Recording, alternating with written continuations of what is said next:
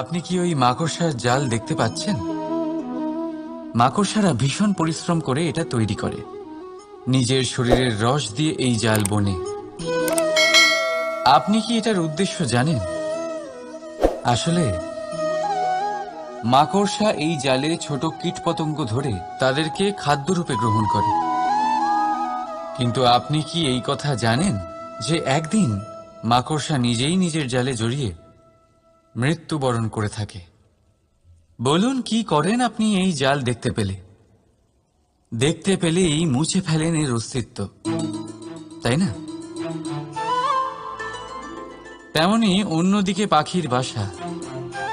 পাখিরাও ভীষণ পরিশ্রম করে এটা তৈরি করে। কিন্তু যদি পাখি একদিন এটা ছেড়ে চলে যায়, তাহলেও লোকে এটা নষ্ট করে দেয় না। কারণটা কি? এর কারণ হলো এর নির্মাণ জীবন সঞ্চারের জন্য করা হয়েছিল, নষ্ট করার জন্য নয়। তাই মনে রাখবেন, জীবনে আপনার পরিশ্রম যতই বেশি হোক না কেন, যদি আপনার লক্ষ্য শুভ না হয়, তাহলে আপনারও বিনাশ নিশ্চিত। তাই সৃজন করতেই থাকুন আর মুগ্ধ হয়ে বলুন, রাধা রাধা।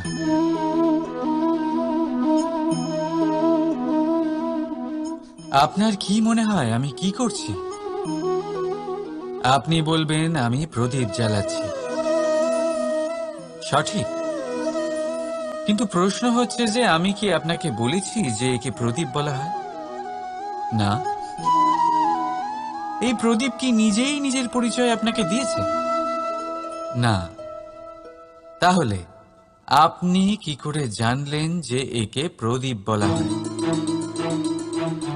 উত্তর হচ্ছে প্রকাশ, যে স্বয়ং জ্বলে অন্ধকারের মধ্যে সংসারকে পথ দেখায়, সেটাই প্রদীপ।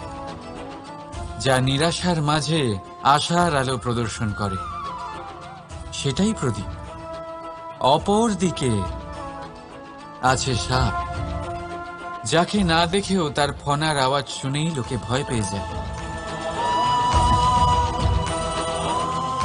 তার মানে ব্যক্তির পরিচয় তার কর্মের দ্বারা পাওয়া যায়। তাই আপনার এটা বলার প্রয়োজন নেই যে আপনার পরিচয় কি। এটা আপনার কর্মই নিশ্চিত করবে যে লোকে আপনাকে প্রদীপ ভেবে ভালোবাসবে নাকি সাপ ভেবে ভীত হয়ে থাকবে। রাধা রাধা। সময় কত বিচিত্র হয়। সময় আমাদের পক্ষে থাকলে আমরা নিজেদের রাজা মনে করে নিই, আর সেই সময় যদি বিপক্ষে চলে যায়, তাহলে নিঃস্ব হতে সময় লাগে না।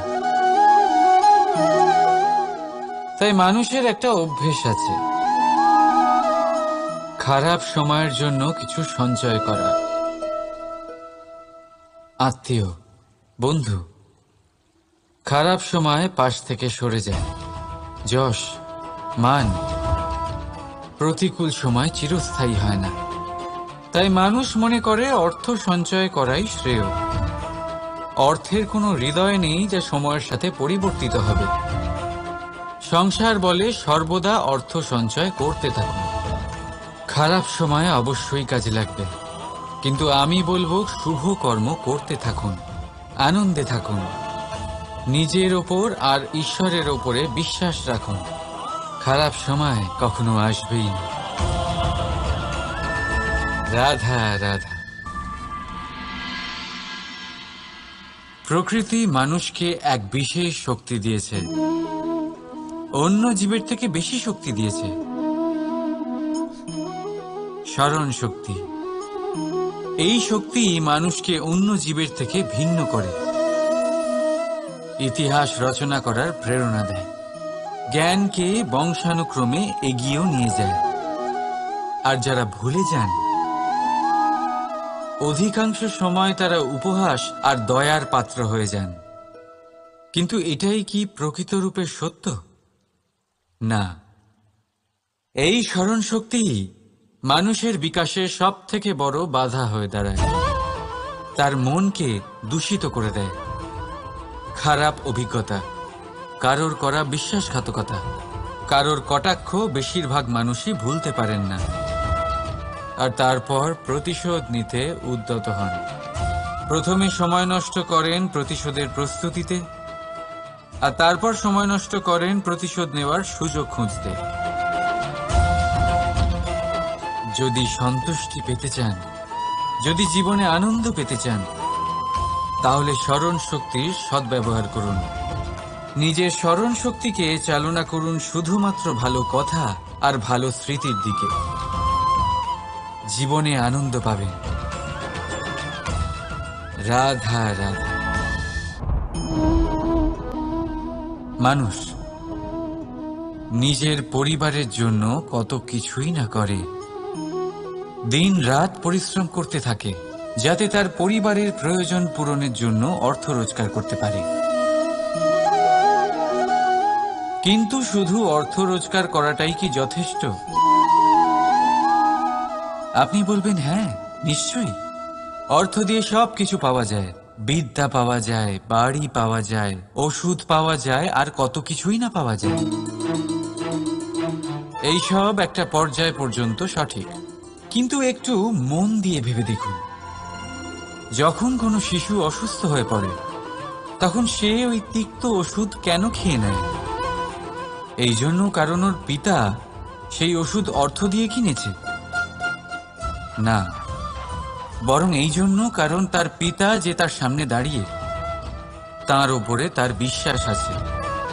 বিশ্বাস আছে যে উনি তার কিচ্ছু হতে দেবেন না। এই বিশ্বাস, এই সংস্কার, এই শিক্ষা কখনো অর্থ দিয়ে পাওয়া যায় না।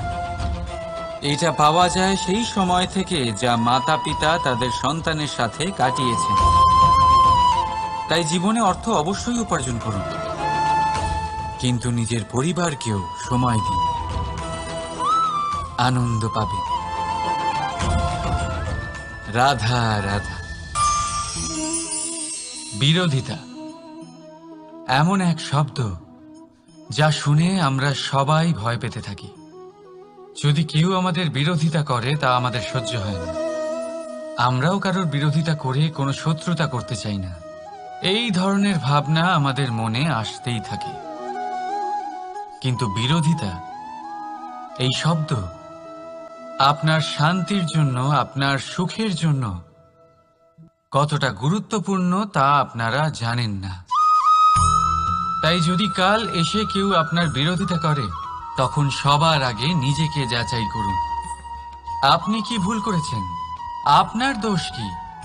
নিজের মধ্যে কি ত্রুটি আছে সেটা বোঝার চেষ্টা করুন, নিজেকে সংশোধন করার চেষ্টা করুন। তারপর দেখুন, বিরোধিতার এই আগুন আপনাকে স্বর্ণ থেকে কুন্দন বানিয়ে তুলবে। বলা হয় এই সংসারে খারাপ বেড়েই চলেছে, কিন্তু তার কারণ এ নয় যে খারাপ মানুষ বেড়ে চলেছে। তার কারণ হলো যে ভালো মানুষ, যাদের ভালো চিন্তা, ভালো বিচারধারা আছে, তারা খারাপের বিরোধিতা করতে পারে না। যদি আপনার সম্মুখে কোনো খারাপ কর্ম হয়, তাহলে তার বিরোধিতা করতে সংকোচ করবেন না, কারণ বিরোধিতার এই আগুন মন্দকে পিছুপা হতে অবশ্যই বাধ্য করে। রাধা রাধা। জীবনে আপনি এরকম মানুষও দেখবেন যারা এটা বলে, ভাবে, নিজেকেও বলে যে উনি সেই এমন ব্যক্তি যার মতো আমি হতে চাই। ঠিক আছে, কারোর থেকে প্রেরণা নেওয়াটা কোনো ভুল নয়, কিন্তু কখনো কখনো এই প্রেরণা গুরুত্বহীন হয়ে যায়, আর আমরা শুরু করে দিই সেই ব্যক্তিকে নকল করতে। এখানেই থেমে যায় আমাদের উন্নতি। এবারে দেখুন, সংসারে শত কোটি রঙের ফুল আছে, কিন্তু তারা কখনো একে অপরকে নকল করে না। নকল করে না তাদের রং, নকল করে না তাদের সুগন্ধ। তাহলে আমরা করি কেন? প্রতিটা ব্যক্তির মধ্যে কোনো না কোনো প্রতিভা অবশ্যই থাকে, যা ফুটিয়ে তোলার সঠিক সময়ও আমাদের কাছে থাকে।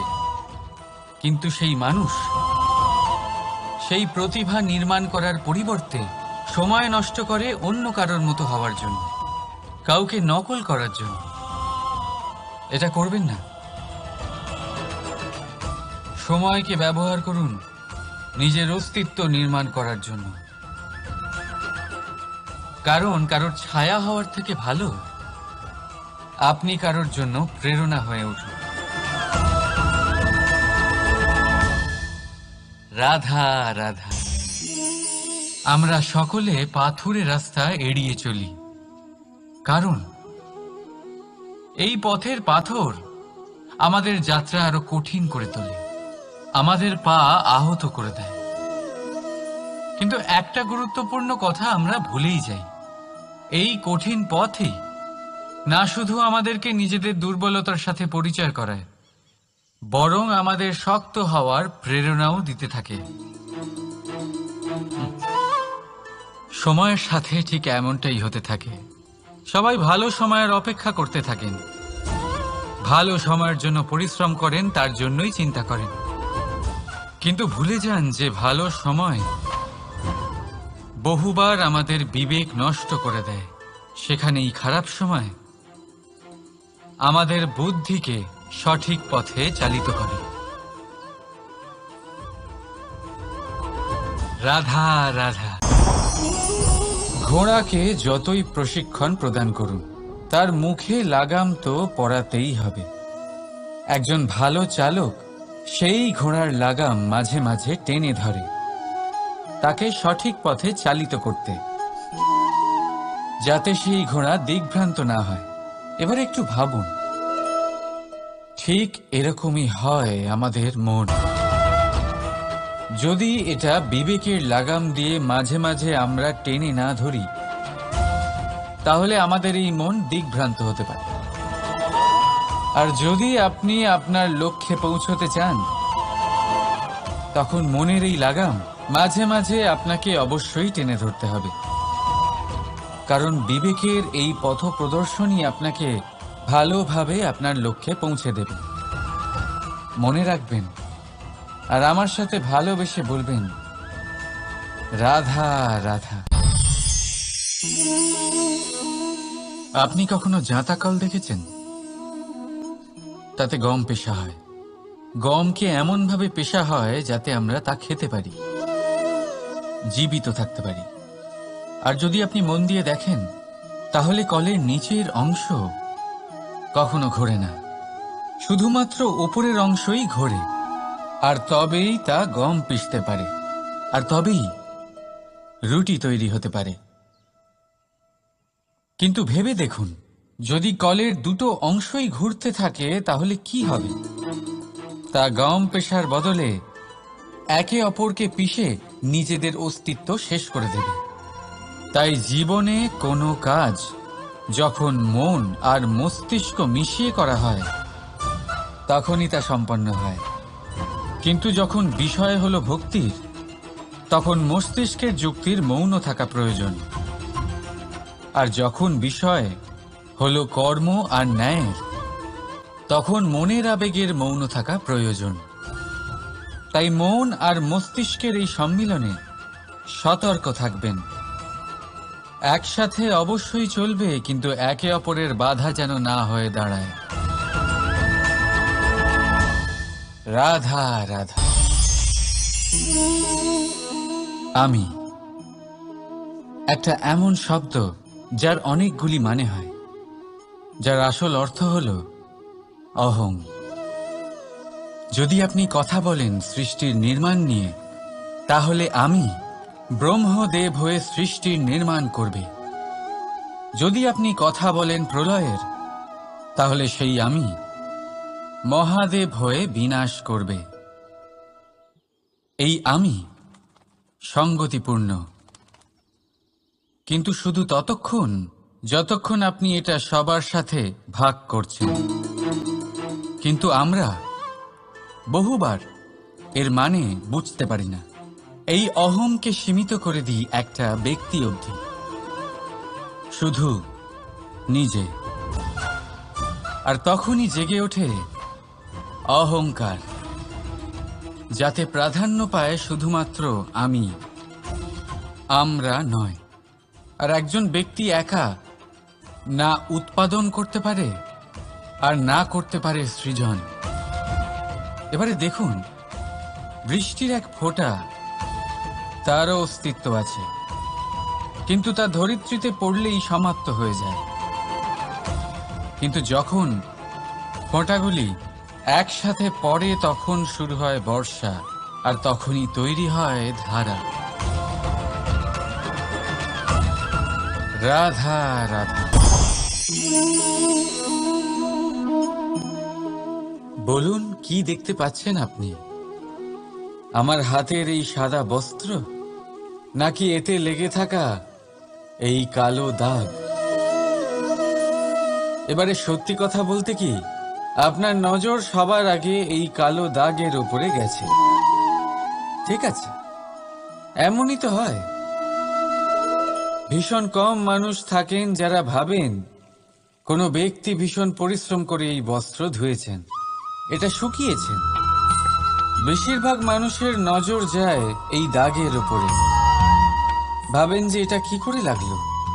কিছুটা এরকমই হয় আমাদের ব্যক্তিত্বের সাথে। আমাদের শুভ কর্মের উপরে আমাদের একটা খারাপ কর্ম ভারী মনে হয়। এবারে ভাবুন, যদি আমি চন্দ্রের কথা বলি, তাহলে তার শীতল আলো দেখার পূর্বে তার কলঙ্ক লক্ষ্য করেন, সেই চাঁদে লেগে থাকা কালো দাগ দেখে নেন। সেই জন্যই বিশেষ করে যারা শুধুমাত্র শুভ চিন্তা করেন আর উপকারী কর্ম যারা করেন, তাদের আমি বলবো সাবধানে থাকবেন, কারণ আপনার একটা খারাপ কর্ম চিরকালের জন্য উদাহরণ হয়ে দাঁড়াবে। রাধা রাধা। সাফল্য। যদি আপনাকে জীবনে সাফল্য পেতে হয়, তাহলে আপনি একাধিক মানুষ পাবেন যারা একাধিক উপায় বলবে আপনাকে সাফল্য পাওয়ার। দীর্ঘ সময় ধরে পরিশ্রম, চেষ্টা, নির্ধারণ, নিষ্ঠা এই বিষয়ে ভাষণ দিতে থাকবেন। একাধিক রকমের উদাহরণ আপনার সামনে তুলে ধরবেন। কিন্তু আমার এটা মনে হয়, আমরা কেন সেই বিষয়ে কথা বলি না যা মানুষকে অসফল করে তোলে? শুধু দুটো ব্যাপার অসফল হওয়া নিশ্চিত করে। শুধু দুই ধরনের মানুষ বেশিরভাগ অসফল হন। প্রথম তারা যারা ভাবে অনেক কিছু কিন্তু কিছুই করে না, আর দ্বিতীয় তারা যারা অনেক কিছু করতে থাকে কিন্তু ভাবনা চিন্তা না করে। ভাবনা আর কর্ম, এদের মাঝে সামঞ্জস্য রাখা খুব জরুরি। যদি এটা থাকে, তাহলে জীবনে কখনো অসফল হবেন না। রাধা রাধা। আপনি অনেককে এই কথা নিশ্চয়ই বলতে শুনেছেন, এই ব্যক্তির দৃষ্টিতে দম্ভ আছে, এই ব্যক্তির চোখের ওপর অহংকারের পর্দা পড়ে আছে, ইত্যাদি ইত্যাদি। চলুন, আমি আপনাকে একটা প্রশ্ন করছি। আপনি দেখেন কি দিয়ে? দৃষ্টি দিয়ে নাকি দৃষ্টিভঙ্গির সাহায্যে? ভাবুন।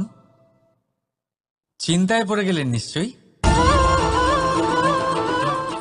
দৃষ্টি যে কোনো বস্তুর বা যে কোনো মানুষের শুধু বাইরের রূপটা দেখায়, যেখানে দৃষ্টিভঙ্গি আপনাকে সোজা আসল পরিচয়ের সাথে সাক্ষাৎ করায়।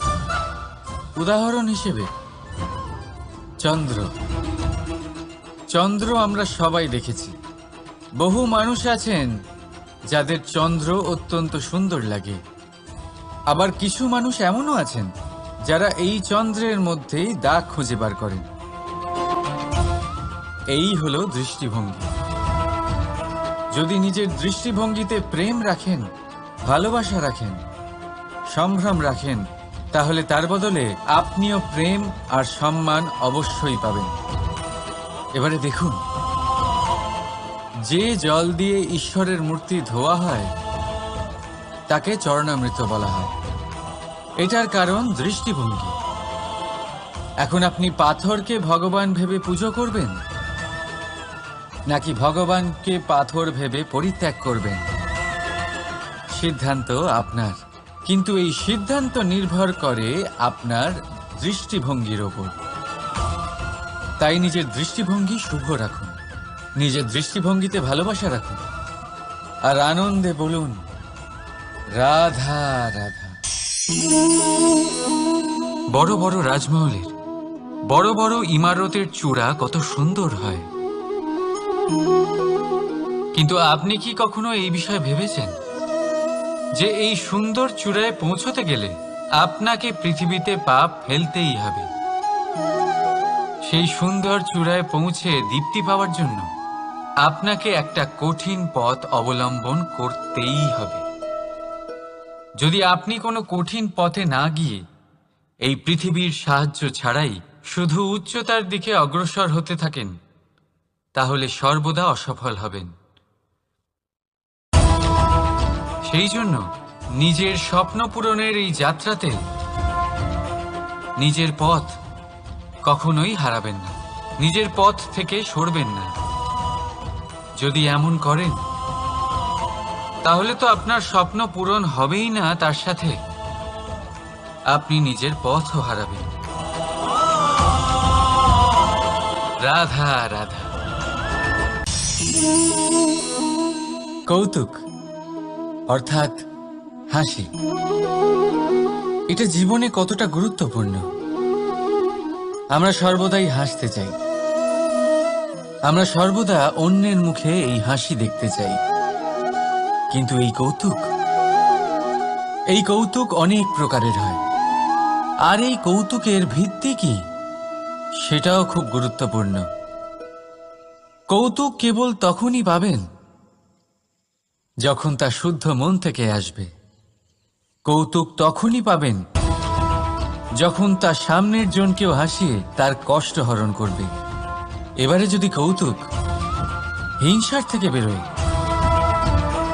তখন তা কটাক্ষ হয়ে যায়, সামনের মানুষের মনে আঘাত করে। তারপরে সে তৈরি থাকে যে কখন আপনার উপরে আবার প্রহার করতে পারবে। তাই যদি হাস্য কাউকে ছোট করার জন্য হয়, তা হাস্য নয়, উপহাস হয়ে যায়। আর তা সামনের জনকে আনন্দ নয়, শুধু অপমান দেবে। আর অপমানিত ব্যক্তির মন তিক্ত হয়ে থাকে। তাই মনে রাখবেন যে এই কৌতুক যেন কৌতুকই থাকে, তা উপহাস বা কটাক্ষ না হয়ে যায়। রাধা রাধা। মানুষ এই শব্দের সূচনা হয় মন থেকে, আর সেই জন্যই হয়তো আমাদের এই মন এতটা গুরুত্বপূর্ণ। এবারে দেখুন না, আমাদের মনই সবকিছু চালনা করে। মনই সেই যে কল্পনা করে, মনই সেই যা কল্পনাকে বাস্তবে পরিণত করার জন্য পরিশ্রম করতে আমাদের প্রেরণা যোগায়। মনই সেই যা লোভের জালে জড়িয়ে পড়ে। মনই সেই যা অভিমানের পর্দা দিয়ে ঢেকে যায়।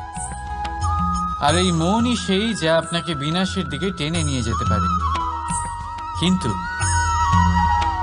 যদি তা পরোপকার করার ইন্ধন পায়, তাহলে এমন কোনো মহান কাজ নেই যা আপনি করতে পারবেন না। কিন্তু এই মন কি? এটা বোঝানো যায় দুটো শব্দের মাধ্যমে, দুটো সহজ শব্দ। প্রথম, একজন কুশল সেবক। দ্বিতীয়, একজন সংকটপ্রবণ মালিক। যদি আপনার এই মন আপনার নিয়ন্ত্রণে থাকে তাহলে সে হলো আপনার সেবক, তাই আপনার অস্তিত্ব আছে। কিন্তু যদি আপনার মন আপনার কর্মের ওপরে নিয়ন্ত্রণ করে তাহলে এই মন আপনার মালিক, আর তখন আপনার বিনাশ নিশ্চিত। তাই নিজের এই মনকে নিয়ন্ত্রণে রাখুন, কিন্তু ভালোবেসে। আসুন আমার সাথে আনন্দে বলুন, রাধা রাধা। এই সূঁচ দেখতে পাচ্ছেন আপনি? এটা শুদ্ধ লোহা দিয়ে তৈরি, বস্ত্র সেলাই করার কাজে লাগে, অস্ত্রোপচারে কাজে লাগে। কিন্তু আপনি কি কখনো ভেবে দেখেছেন এই সূঁচ কিভাবে তৈরি হয়? লোহার এক বড় অংশকে পিটিয়ে পিটিয়ে টেনে টেনে তাকে পাতলা বানানো হয়। এরপরেই আমরা পেয়ে থাকি সূঁচ। ভাবুন, যদি লোহার টুকরোতে অনর্গল প্রহার করার ফলে একটা লোহার টুকরো সূঁচে পরিণত হয়, তাহলে আমাদের জীবনে অনর্গল চেষ্টা করার ফলে জীবনের সমস্ত অংশকে আমরা কত প্রভাবশালী কাজে পরিণত করতে পারি। শুধু প্রয়োজন দৃঢ় নিশ্চয়তা। তাহলে আসুন আমার সাথে ভালোবেসে বলুন, রাধা রাধা। বিশ্বাস, জীবনে বিশ্বাস কতটা গুরুত্বপূর্ণ। একজন স্ত্রী তার স্বামীর হাত ধরে যে কোনো জায়গায় যেতে পারেন, এর কারণ হলো বিশ্বাস। তার নিজের স্বামীর ওপরে বিশ্বাস আছে। যখন একজন মা তার ছোট বাচ্চাকে কোলে তুলে হাওয়ায় ওঠায়, তখন সেই বাচ্চা ভয়ভীত হয়ে যায় না। তার কারণ হলো বিশ্বাস। তার বিশ্বাস আছে যে তার মা তার কিচ্ছু হতে দেবে না।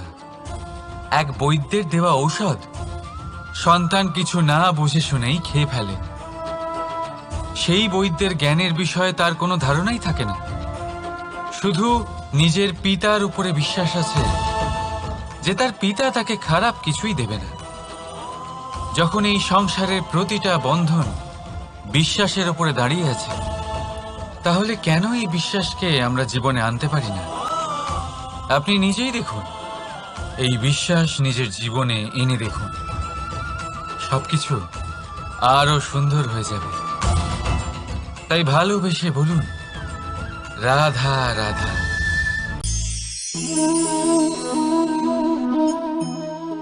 অহংকার, এই শব্দটা সবাই শুনেছেন। বহু মানুষকে আপনি এটা বলতে শুনেছেন যে ওই ব্যক্তির অহংকার আছে, ওই মানুষটির ক্ষমতার অহংকার আছে, ওই ব্যক্তির নিজের রূপ নিয়ে অহংকার আছে, ওই ব্যক্তির নিজের অর্থের অহংকার আছে, ইত্যাদি ইত্যাদি। কিন্তু এই অহংকার, এর অস্তিত্ব হয় কি করে? এবারে একবার এই হাতটা দেখুন।